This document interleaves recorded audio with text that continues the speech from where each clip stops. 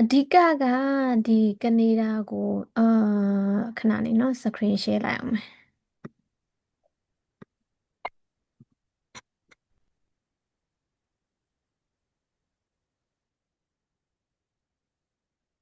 အဲကွန်ပျူတာ screen မြင်ရလားမသိဘူးနော်ဝါနေလားဟုတ်မြင်ရတယ်မြင်ရတယ်ဟုတ် command plus ဒါကတော့အဲအခုလက်ရှိဒီ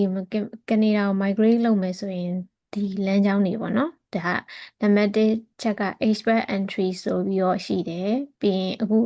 ဒုတိယဟာကျတော့ညီမတို့အခုအမပေါ့နော်တက်တဲ့ဟာပေါ့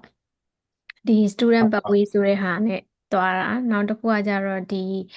PNB ဆိုတဲ့ဟာရှိရယ်ပြီးရင်နောက်တစ်ခုကကျတော့ဒီကနေဒါမှာရှိတဲ့မိသားစုက sponsor ပေးပြီးတော့ migrate လုပ်တာရှိတယ်နောက်တစ်ခုကအဲ caregiver program နဲ့သွားတာရှိတယ်ပြီးရင် LIM LMIN နဲ့သွားတာရှိတယ်နောက်တစ်ခုကစီးပွားရေးလုပ်တာနဲ့သွားတာရှိတယ်နောက်ဆုံးအဆင့်ကတော့ refugee ပေါ့နော်အဲ့လိုသွားတာရှိတယ်နော်ဒီ expert entry ဟာမှာသူကဒီလိုမျိုးရှိတယ် expert entry ဆိုတာကဒီ Federal Scale Worker ရယ် Federal Scale Trader ရယ် Canadian Experience Class ဆိုပြီးတော့ဒီသုံးခုရှိတယ်အဲ့ဒီဟာကဘယ်လိုလဲဆိုရင်ဒီကနေဒါမှာကအဲနောက်တစ်ခုပြမယ်။သူကကြတော့ဒီကနေဒါရဲ့ website ကိုသွားပြီးတော့ score လိုက်ပေါ့နော်။ score တွက်လို့ရတယ်။ကိုယ့်ရဲ့ score တွက်လို့ရတယ်။ဘယ်လောက် point ဆိုရင်သူတို့ကဘယ်လောက်နဲ့ခေါ်တယ်ဆိုပြီးရှိရယ်ကွာ။သူ့ရဲ့ process ကဒီ website မှာဒီကိုနေကျောင်းမတက်ဖ ೇನೆ ပေါ့နော်။ဒီရှိနေတဲ့နိုင်ငံကနေပြီးတော့လှမ်းပြီးတော့ဒီမှာအကောင့်ဖွင့်ထားတာအကောင့်ဖွင့်ထားဆိုတော့ခုနလိုမျိုးသူတို့နိုင်ငံရဲ့လိုအပ်ချက်အရာသူတို့နိုင်ငံမှာရှိနေတဲ့လိုအပ်ချက်အရာဒီ nurse တို့ပါတော့ဗောနော်အဲဒီလိုမျိုး nurse တွေပြီးသွားလို့ရှိရင်နောက်တစ်ခုကကြတော့သူတို့နိုင်ငံမှာရှိတဲ့အခြေခံလုပ်သားပေါ်မူတည်ပြီးတော့ကို့မှာလည်း working experience ရှိတယ်နောက်တစ်ချက်ကဒီ IELTS score ကလည်းအင်္ဂလိပ်စာ score ကလည်းကောင်းတယ်ပြီးတော့ပြင်သစ်စာရတယ်ဆိုလို့ရှိရင်ပြင်သစ်စာဒါကတော့ essential တော့မဟုတ်ဘူးပေါ့နော်အဲ့ဒီဟာပေါ်မူတည်ပြီးတော့ကိုကအာ profile ဖွင့်ထားတာပေါ့နော် profile ဖွင့်ထားပြီးသွားလို့ရှိရင်သူတို့ကနေပြီးတော့ဒီအာသူတို့ကနေပြီးတော့ဒီကိုကနေ profile ဖွင့်ပြီးတင်ထားပြရလို့ရှိရင်သူတို့ကတစ်နှစ်ကိုတစ်ခါဆွဲတယ်ပေါ့နော်ဒီဆွဲရတဲ့ round invitation ကဒီမှာဒါဆိုရင်မနှစ်ကဒီကနေဒါမှာရှိတဲ့ဟိုဒီ PR round ကဇန်နဝါရီဇွန်28မှာဆွဲသွားတယ်သူတို့အမြင့်ဆုံး score က921ကိုက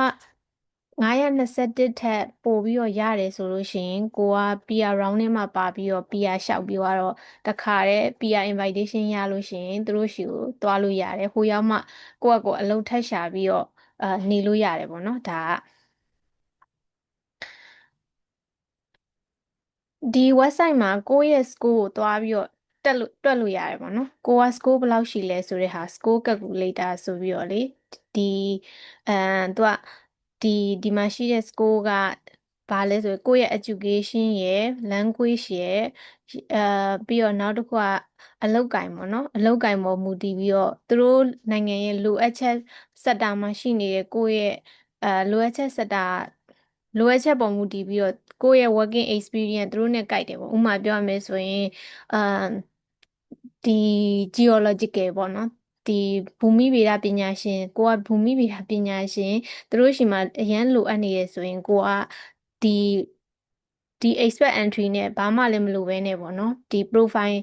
တိဆောက်ထားတာနဲ့ PR round score တက်တယ်သူတို့ဒီမိနစ်ကဆွဲသွားတဲ့အထဲမှာဆိုရင်921ထက်ရတယ်ဆိုရင်ကိုက PR ဖြစ်လို့ရှိရင်သူတို့က invitation လှမ်းခေါ်ပြီးတော့သူတို့နိုင်ငံထဲရောက်သွားတာ US ရဲ့နည်းနည်း green card နဲ့ similar ဖြစ်တာပေါ့နော်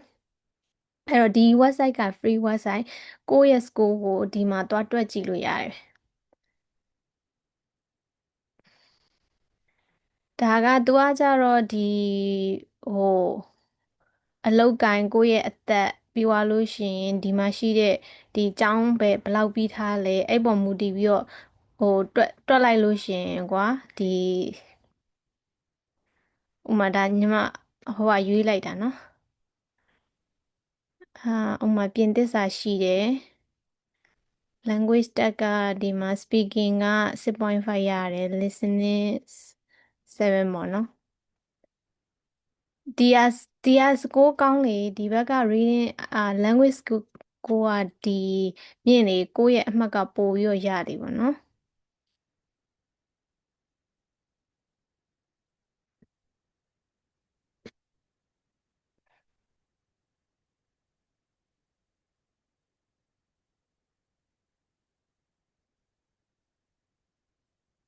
ဒါကကနေဒါမှာ experience ရှိလားမရှိလားဆိုတဲ့ဟာဒီ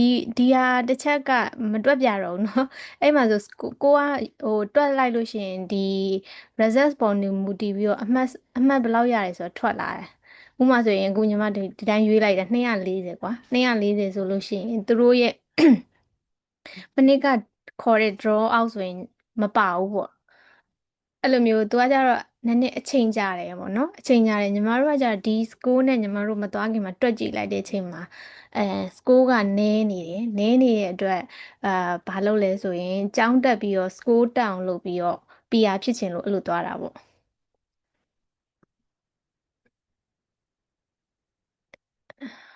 Okay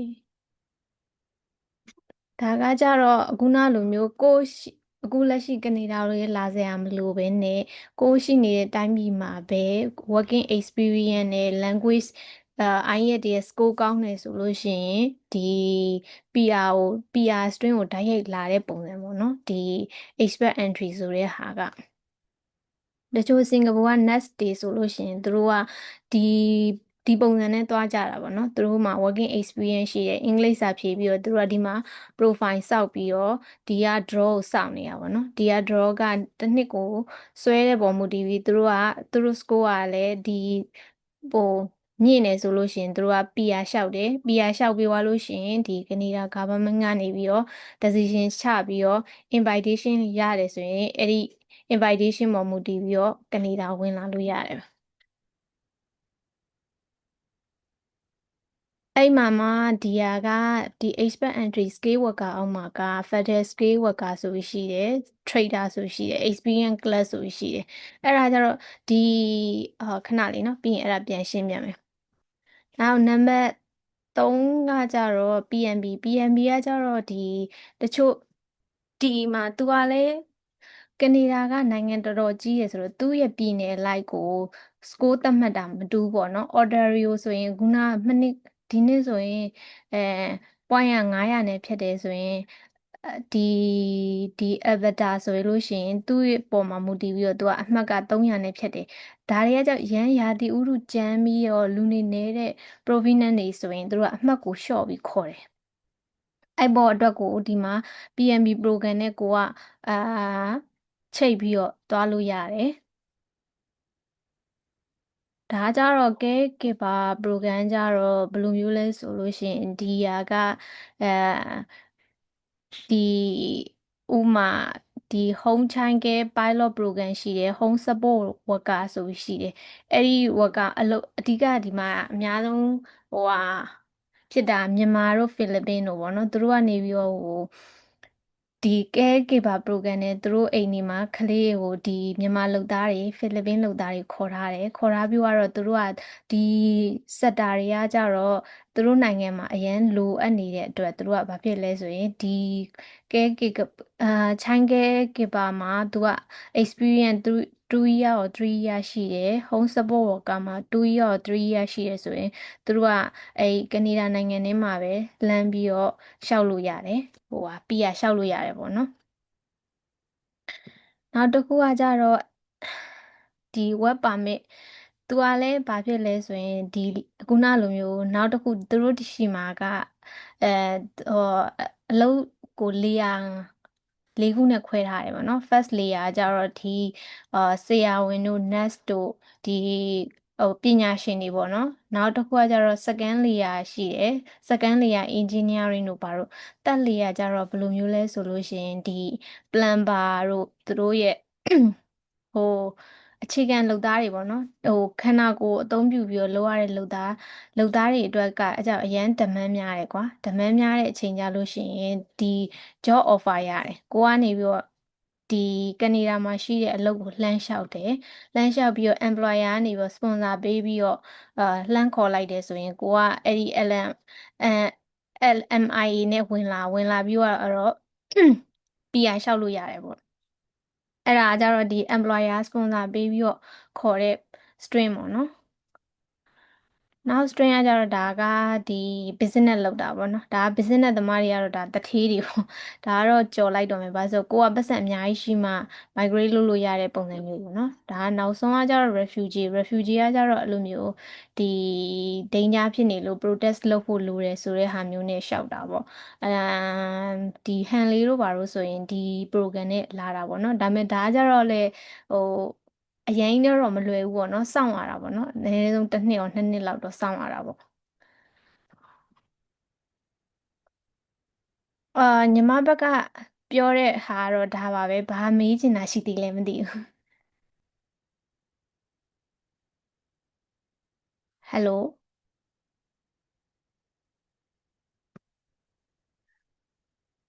ဟယ်လို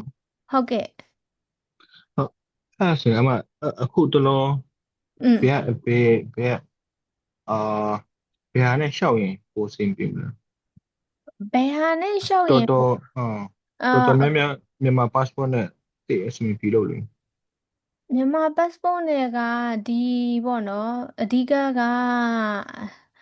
ကိုယ့်ရဲ့ကိုယ့်ပေါ်မူတည်တာပေါ့နော်ဒီကိုယ့်ပေါ်မူတည်ရဆိုတော့ကိုယ့်ရဲ့ career ပေါ်မူတည်တာပေါ့ကိုယ့်ရဲ့ career ကသူတို့အရင်များတဲ့အခုနလိုမျိုး nurse တို့တိလားဒီဆရာอืมဝန်တို့ medical field ကဆိုရင်တော့ဒီ expert entry နဲ့လာတာပိုအဆင်ပြေတယ်ပေါ့နောက်တစ်ခုကอืมอืมကြတော့ကိုကကြတော့အဲ့လိုမဟုတ်ဘူးကိုအခုဆိုရင်အမားတို့ကြတော့ဒီဘာဖြစ်သွားလဲဆိုရင်ဟိုဘယ်လိုလဲဆိုရင်အလုပ်တော့ရှောက်ကြည့်ရကွာအလုပ်အမားတို့ကဒီဟာနဲ့လာခြင်းလို့ရှောက်ကြည့်တာကွာသိလားอืมอืมဒါရယ်နဲ့ရှောက်ကြည့်တာ3နဲ့6နဲ့ပေါ်မူတည်ပြီးတော့ရှောက်ကြည့်တယ်ဒါပေမဲ့ရှောက်ကြည့်တဲ့အချိန်မှာဘာဖြစ်သွားလဲဆိုတော့ဟိုအမားတို့ကကြအသက်ကလည်း35ကျော်နေပြီဆိုတော့ကွာဒီอืมသူတို့ကအမှတ်က35ကျော်ရင်ပြန်ပြီးတော့နှုတ်သွားတာနှုတ်သွားတဲ့အတွက်ဟိုအသက်အရွယ်အရာရောအရင်မြင်မြန်သွားမှရတော့မှာပေါ့နော်ကိုက อืม PR ဖြစ်ချင်မြင်မြန်သွားမှရတော့မယ်ဆိုတဲ့အတွက်အမားတို့ကဒီ student ပတ်ဝန်းနဲ့လာတာပေါ့သိလားကျောင်းတက်อืมကျောင်းတက်ဘာဆိုရင်ကျောင်းတက်လိုက်လို့ရှိရင်အမတို့ကဒီမှာ point ရ30ရမယ်ပြီးသွားလို့ရှိရင်ဒီမှာနောက်ထပ်ကျောင်းတက်တဲ့အတွက်အမတို့ကဒီမှာနောက်ထပ်2 နှစ်တက်ရင်တော့3နှစ်နေခွင့်ထပ်ရတယ်တော့3 နှစ်တွင်မှာအမတို့အလုပ်ရတယ်ဆိုရင်အမတို့ထပ်ပြီး point ရမယ်ဆိုတော့အမတို့ကကျတော့ဒီ9 နှစ်အတွင်းပြီးရမြင်မြန်ဖြစ်တဲ့နည်းပေါ့ဘာလို့လဲဆိုကိုယ့်ရဲ့အသက်ကြောင့်လည်းပါတယ်ကွာဒီလားอืมอืมအဲကြောင့်အမတို့ကဒီပထမဆလာတော့ဒါနဲ့မလုပ်ခင်ကလွန်ခဲ့တဲ့2 နှစ်လောက်ကဒါနဲ့ try မှုတယ်ပေါ့နော်သိလားဒါပေမဲ့ခက်တာအားကြတော့ဟို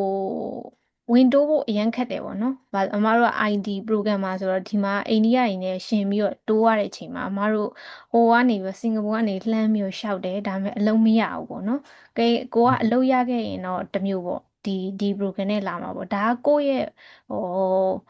လက်ရှိအလုပ်ဟိုဟာနဲ့မူတည်တာပေါ့နော်ကိုကတချို့caregiver program နဲ့လာတာတွေလည်းရှိရပေါ့နော်အဲ့တော့ကိုယ့်ပေါ်မူတည်ပြီးတော့ပဲဒါ consider လုပ်ပြီးသွားတာအခုနောက်ပိုင်းအမားတို့ဒီမှာစင်ကာပူမှာရှိတဲ့တော်တော်များများကဒီ program နဲ့လာကြတာဒါကကုန်ကျစရိတ်လည်းတော်တော်များတယ်ဘာလို့လဲဆိုတော့ကျောင်းစရိတ်တင်ပဲအနည်းဆုံး3000လောက်ကုန်တာကွာ3000ဆိုရင်မြန်မာငွေကအဲအခု exchange rate 3000နဲ့ပဲတွေ့တယ်မြန်မာငွေကအနည်းဆုံး3900လောက်ကုန်တယ်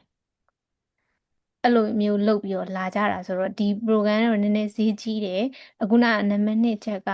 ဒီလိုမျိုးအသက်အရွယ်ရတိလားအရင်အသက်ကြီးနေပြီ35ကျော်နေပြီအဆင်မပြေတော့ဘူးကိုမြင်မြန် PR ဖြစ်ဖို့အရေးကိုမဟုတ်ဘူးကိုကလည်းအသက်ငယ်သေးတယ်20ပတ်ဝန်းကျင်20ပတ်ဝန်းကျင်ဆိုရင်တော့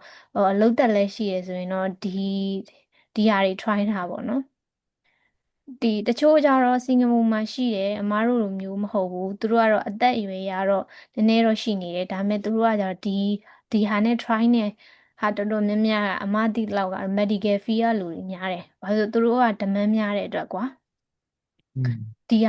ဟာနဲ့ try နေသူတို့ကစောင့်နိုင်တယ်ကွာ PR round ကိုစောင့်ပြီးတော့အမပြောလို့ခုနလိုစင်ကာပူက nest မိသားစုဆိုရင်သူတို့ဒီဟာကိုတစ်နှစ်လောက်စောင့်ပြီးတော့ဟိုသူတို့ဟိုက invitation ရပြီးတော့ဒီကိုဝင်လာတယ်ဒါကတော့ပိုအဆင်ပြေတယ်ဘာလို့လဲဆိုတော့ကိုကပတ်စံမကုန်ဘူးပတ်စံမကုန်ဘူးသူတို့က fully sponsor ပေးပြီးတော့ဘာဖြစ်သွားလဲဆိုရင်ဟိုတခါတည်း PR ဖြစ်မှာပါတယ်အမားတို့ကဒီမှာ risk ရှိသေးတယ် student ဖြစ်ပြီးတော့3နှစ်အတွင်းမှာအလုပ်ရပြီးတော့ school ဟိုဟာဖြစ်မှအမားတို့က PR ဖြစ်နိုင်မှာသူတို့ကကြတော့ AC ပဲ PR တန်းဖြစ်ပြီးလာတယ်ပြီးသွားလို့ရှိရင်ဒီမှာလုံသက်3နှစ်ပြီးသွားတယ်နဲ့သူတို့က citizen တန်းလျှောက်လို့ရတယ်အဲ့လိုမျိုးရှိတယ်ဒီ expert entry မှာမောင်လေးတို့အားကြောင့်ဒီကနေပြီးတော့ကိုကဒီမှာသွားပြီးတော့ course ကိုဒီမှာစစ်လို့ရတယ်ပြီးရင်အမ link ပေးမယ်ကွာဟုတ်ဒီမှာလေ calculator ဆိုပြီးတော့နောက်တစ်ခုကကိုကအိမ်အောင်ရှိတယ်ဆိုလို့ရှိရင်အမှတ်ပိုတက်တယ်ပေါ့နော်ဒီကိုရဲ့အိမ်အောင်ကလည်းဒီလိုမျိုးဟိုအဓိကသူတို့ကကြောင့် education ပေါ့နော် education ကောင်းတယ် IELTS ကောင်းတယ်နောက်တစ်ခုကကြတော့ဘာဖြစ်ရလဲဆိုရင်အဲ့ဒီ working experience တွေမရှိဘူးဒီအင်္ဂလိပ်စာ scale လည်းမကောင်းဘူးဆိုပေမဲ့သူတို့ကကြတော့ French ကိုအရင်ရေးပေးတယ်ကွာအဲအဲ့လိုမျိုးပြင်သစ်ဘာသာစကားရရင်ကိုဝယ်ဒီဟာကဝင်လျှောက်လို့ရတယ် score ကတက်တယ်ပေါ့နော်အဲ့လိုတော့อืရှိတယ်มဒီမှာမနစ်ကဆိုရင်ဒီ program မှာဆိုရင်ဒါသူတို့ short လိုက်တာပေါ့နော်ဒီအရင်တော့အလုပ် offer ရတာနဲ့200 point ရတယ်ပေါ့နော်ဟိုဒီသူတို့ရဲ့ဒီက major scale မှာရှိတဲ့ဒီ tire မှာweb အမပြောတဲ့ web tire သူတို့၄ခုရှိတယ် first level မှာပါတဲ့သူတွေဆိုရင်job offer ရတာနဲ့သူက point 200တိုးပေးတဲ့ဟာမှာဒီ expert entry ရဲ့ဟို point system မှာသူတို့ဖြုတ်ချလိုက်တယ်ဆိုပြီးပြောတာ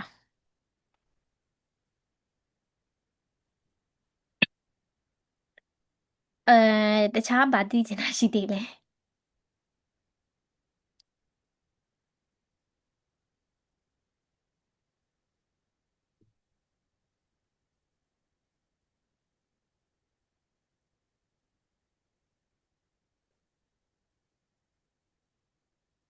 hello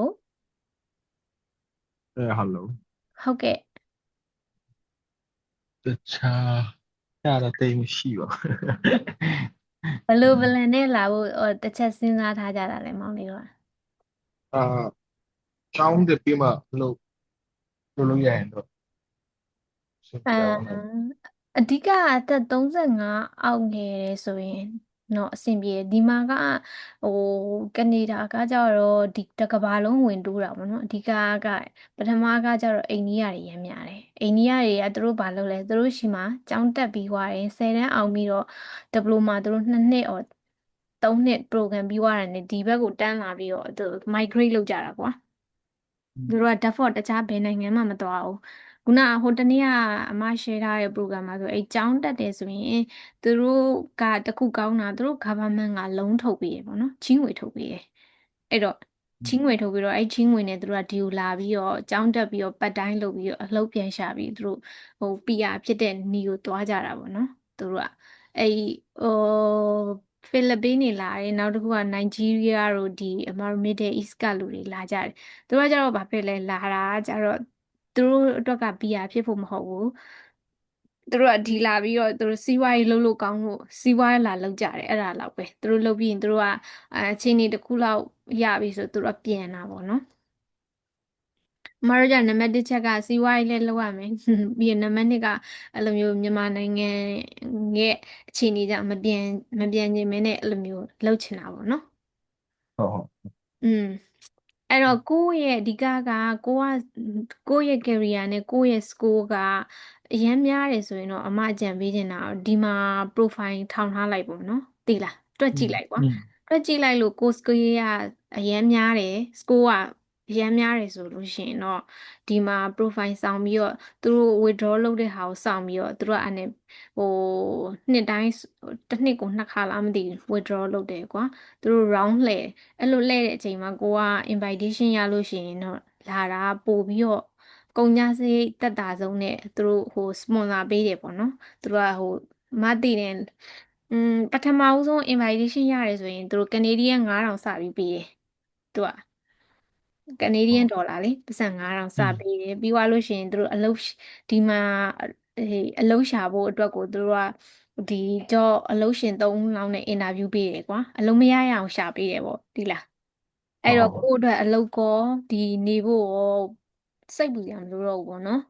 ဒါကတော့အကောင်းဆုံးနည်းလမ်းပဲဖြစ်နိုင်ရင်တော့ဒီမှာ school အတွက်ကြည့် school အတွက်ကြည့်လို့ကိုကမြင့်နေဆိုလို့ရှိရင်တော့ဒါလားမဟုတ်ဘူးအမားတို့က school အတွက်ကြည့်တယ် school ကအရင်နည်းနေတယ်နည်းနေတဲ့အချိန်မှာအမားတို့ဒီကျောင်းသား program နဲ့လာလိုက်တယ်ပေါ့နော်ကျောင်းသား program နဲ့နာမည်နောက်တစ်ခုကကိုကတေချာတဲ့ decision လောက်ရမှာပေါ့နော် school ဟိုကလည်းနည်းနေတဲ့အချိန်မှာ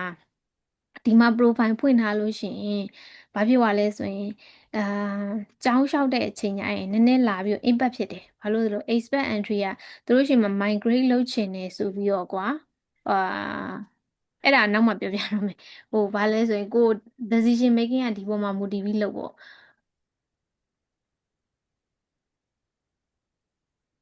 အဲ့တော့ပထမဆုံးနီးရတော့အကောင်းဆုံးပဲပေါ့နော် expert entry မဟုတ်ဘူးဒီဟာနဲ့လည်းရှာနောက်အမအကြံပေးချင်တာဒါနဲ့လည်းရှာပေါ့နော်ကိုဒီနှစ်ခုကတော့လုံးဝဒါကြတော့လုံးဝအလုပ်ရှင်ကစပွန်ဆာပေးတာနော်အဲ့တော့တခါတည်းအလုပ်ရဟိုပီယာတန်းလျှောက်လို့ရပေါ့အလုပ်ရှင်ကစပွန်ဆာပေးဆိုတော့အဲ့တော့အမားတို့ကဒီနီးနဲ့လည်းရှာကြည့်တယ်ဟိုဒီကနေဒါရဲ့ဒီ job bank တို့ဘာတို့မှာကွာကိုယ့်ရဲ့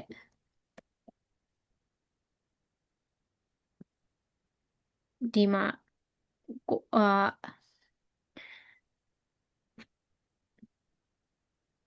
ဒီမှာရှိတဲ့အလုပ်တွေနဲ့ရှောက်ကြည့်တယ်ဒါပေမဲ့အမတို့နည်းနည်း window ဖို့ခက်တယ်ကွာဆိုတာဟိုကိုယ့်ရဲ့ experience ရောပြီးတော့အမတို့ကဒီ technical ကလည်းအဲ့လောက်ဒီ class တွေနဲ့ရှင်နည်းနည်း strong မဖြစ်တော့ကွာဒီမှာလာတာတွေလည်းမြင်ရတယ်မောင်လေးဒါ hourly pay လို့ပါတော့ပေါ့နော်ဟုတ်ဟုတ်ဒီကနေလည်းရှာပြီးတော့ offer ရလို့ရှိရင်အလုပ်ရှင်ကကိုယ့်ရဲ့အလုပ်ရှင်ကတရားစပွန်ဆာပေးတယ်ဆိုရင်ဒါနဲ့လည်းလာအဲ့ဒါပို့ပြီးတော့ဒီနီလန်းနှစ်ခုကတော့ပို safe ဖြစ်တယ်မဟုတ်ဘူးမြန်အမားတို့လိုချင်တယ်ဆိုရင်တော့ဒီပုံစံနဲ့လာကိုကတော့ family ရှိပါတယ်တယောက်ကတော့PR ဖြစ်သွားတာနဲ့တခုကောင်းတာတမိသားစုလုံးသူက PR တန်းပြီးတယ်ပေါ့နော်ဟိုစာလုံးလို့တော့မဟုတ်တယောက်ဖြစ်ပြီးမိန်းမ PR မဖြစ်တာတော့ဘာလို့အဲ့လိုမျိုးတော့မဖြစ်ဘူး